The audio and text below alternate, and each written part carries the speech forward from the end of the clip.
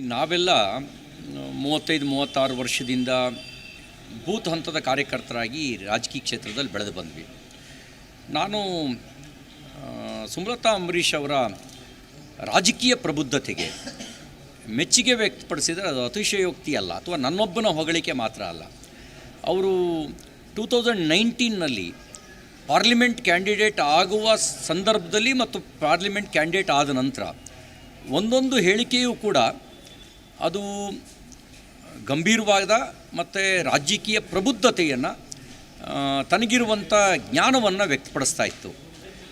ಬಹುತೇಕ ಜನ ಅವರ ಸ್ಟೇಟ್ಮೆಂಟ್ ಕಾರಣಕ್ಕೂ ಅವ್ರನ್ನ ಗೆಲ್ಲಿಸಿದ್ದಾರೆ.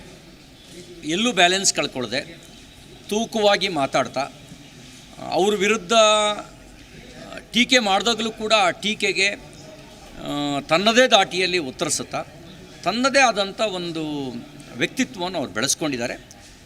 ನನಗೆ ಈ ಸಂದರ್ಭದಲ್ಲೂ ಕೂಡ ಭಾಳ ಜನ ಏನು ಅಂದ್ಕೊಂಡಿದ್ರು, ಅವ್ರು JDSಗೆ ಬೆಂಬಲ ಕೊಡೋದಿಲ್ಲ, ರೆಬೆಲ್ ಆಗ್ತಾರೆ, ಅಥವಾ ಅವ್ರ ನಿಲುವು ಏನೋ ಅನ್ನುವಂಥ ಬಹಳಷ್ಟು ಪ್ರಶ್ನಾರ್ಥಕ ಚಿಹ್ನೆಗಳನ್ನು ಅವರ ಬಗ್ಗೆ ಹಾಕಿದರು.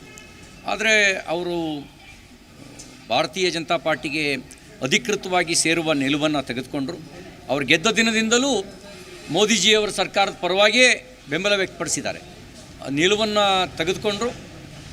ಆ ನಿಲುವನ್ನು ತೆಗೆದುಕೊಂಡು ಜನತಾದಳಕ್ಕೆ ಬೆಂಬಲಿಸುವಂಥ ತೀರ್ಮಾನವೂ ಕೂಡ ಅವರು ತಗೊಂಡಿದ್ದಾರೆ.